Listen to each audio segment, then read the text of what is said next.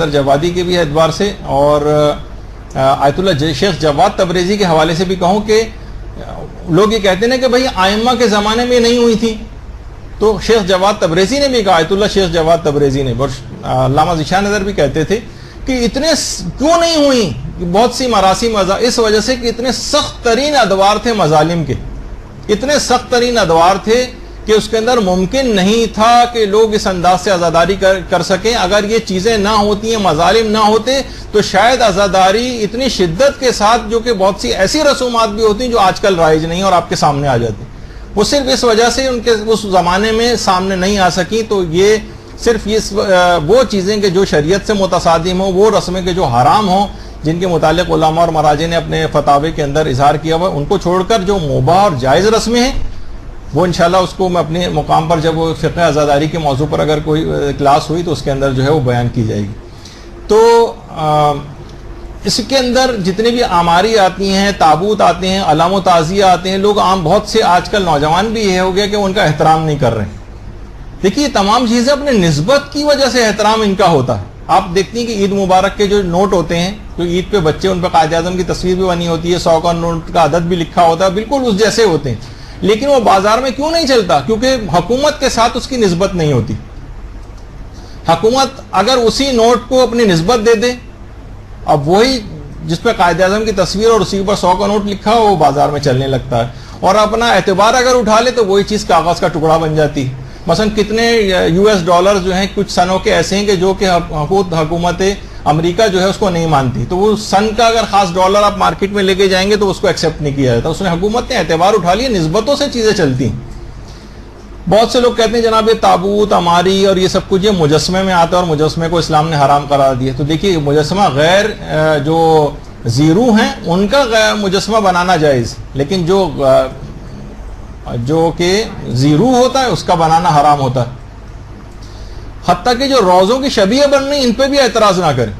مباح چیزیں جو روزوں کی شبیہ، باقاعدہ آیت اللہ شیخ جواد تبریزی سے پوچھا گیا کہ جو ائمہ کے روزوں کی شبیہ مختلف ملکوں کے اندر بنائی جانے لگی، ان کے احترام کا کیا مسئلہ ہے؟ انہوں نے کہا وہی احترام ہے کہ اصل میں ذریع ہے امام کا، جو اپنی اصل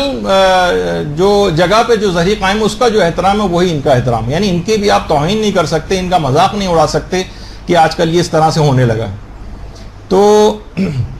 بلکہ آیت اللہ برجردی فرماتے تھے کہ امام حسین سے منسوب ہر وہ چیز جو امام سے منسوب ہے اس کا احترام بالکل ویسی ہے جیسے امام حسین کا احترام، کوئی فرق نہیں۔ یعنی آپ اس کی توہین نہیں کر سکتے کوئی امام سے اس کی نسبت آ گئی۔ اور یہ جو شبیہ بنائی جاتی ہیں اس کا بھی ایک باقاعدہ ایک جواز ہے جو آپ لوگوں کو بتا بھی سکتی ہیں کہ ایک آدمی پیغمبر اسلام کے پاس آتا ہے اور کہتا ہے یا رسول اللہ میں نے قسم کھائی ہے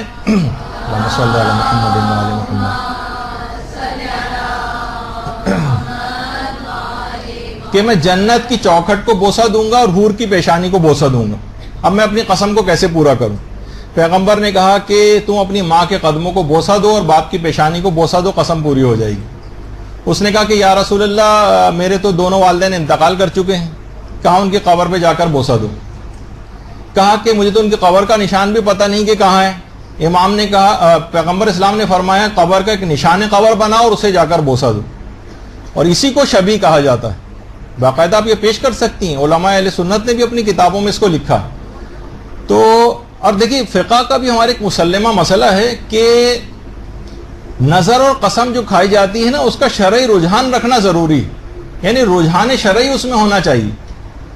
اور اگر رجحان شرعی نہیں ہے تو وہ قسم ساقط ہو جاتی ہے، ناقابل۔ اگر ایسا ہوتا کہ اس میں شرعی رجحان نہ ہوتا شبیہ بنانے میں تو پیغمبر کبھی بھی اس کو کہہ دیتے کہ یہ قسم ناقابل عمل ہے اور یہ ساقط ہو جاتی، اس کے ناقابل عمل ہونے کا پیغمبر حکم فرما دیتے۔ لیکن نشان قبر کو بوسہ دینے کا حکم فرمایا، اس سے شبیہ بنانے کا جواز ثابت ہوتا ہے، اور یہی وجہ ہے کہ حضرت ام البنین سلام اللہ علیہا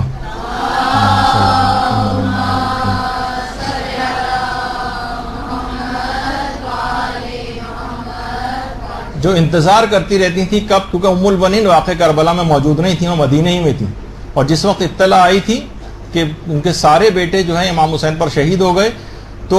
ان کی بقی میں ان چاروں بیٹوں کی قبریں بنا کر اور امام حسین کی خیالی قبر بنا کر وہاں پہ بیٹھ کر گریہ کیا کرتی تھی۔ تو اس سے بھی اس کا جواز جو ہے وہ پتہ چلتا ہے کہ خاندان اہل بیت کی عورتیں جن جو ہم سے زیادہ مسائل شریعت سے واقف ہیں، اگر یہ عمل حرمت کا باعث ہوتا شبیہ بنانے کا تو وہ کبھی اس اقدام کو نہ کرتی۔ پھر ایک چیز ہوتی ہے ذوالجنہ کی، وہ تو خیر ہم لوگ کہتے ہیں کہ وہ تو چلیں بے جان چیزوں کی شبیہ تھی، آپ تو ذوالجنہ جو ایک جاندار ہے اس کی شبیہ بناتے ہیں۔ تو ہم اس پہ یہ کہتے ہیں کہ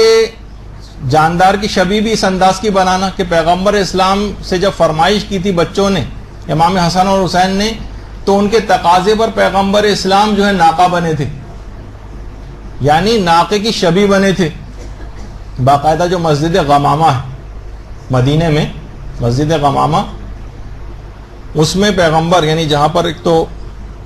نماز استسقاء کے سلسلے کی جو روایت ہے، یا نجاشی کے لیے جو پیغمبر نے نماز پڑھائی تھی تو اسی مقام پر پڑھائی تھی، مسجد غمامہ۔ اسی مسجد کے اندر یہ واقعہ پیش آیا تھا کہ پیغمبر اسلام نے بچوں کو ناقہ بن کے اس کی شبیہ بنے تھے اور ہاتھ پاؤں سے چل کے بھی دکھایا تھا۔ تو جب اصحاب پیغمبر نے کہ بچوں کو کہا کہ کتنی بہترین سواری ہے بچوں تمہاری، مبارک ہو تمہیں، تو پیغمبر نے فرمایا تھا کہ سواری کو نہ دیکھو بلکہ دیکھو کہ سوار کس قدر باعظمت ہے۔